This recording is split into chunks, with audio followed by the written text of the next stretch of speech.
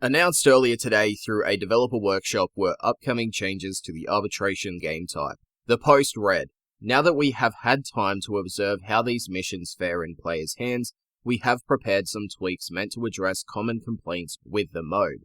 The most polarizing of these issues is Arbitration's lack of revives. Adding real consequence to death was somewhat of a new sensation in Warframe, and while we would like to retain some of that tension, the fact of the matter is that being dead is not fun.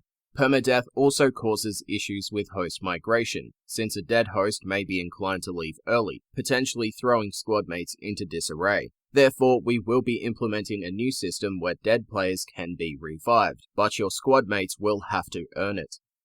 The rules of arbitration death will be a little different.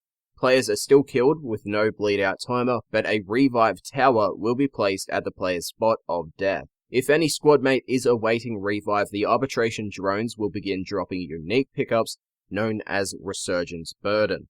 These pickups function similar to index points, debuffing the player who carry them. In order to revive a player, 5 of these Resurgence Burdens must be taken to the tower simultaneously. These 5 pickups can be delivered by one or multiple squad mates, but cannot be dropped off at the tower.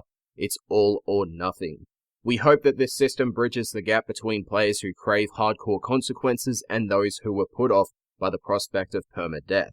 Since this shifts mission balance in favor of players, we plan to compensate by making enemies scale at the rate they do in other missions, instead of the reduced rate of scaling that arbitrations have now. They then entered the developer workshop that arc gun rivens will be coming in this change to the arbitration vendor for Vitus Essence, as well as a few new cosmetic rewards. They also said that these changes will go live next week on PC. As of recording this video, there is no extra information about these changes, so that's all we have up until the point where they comment further, which will be posted in last week in Warframe.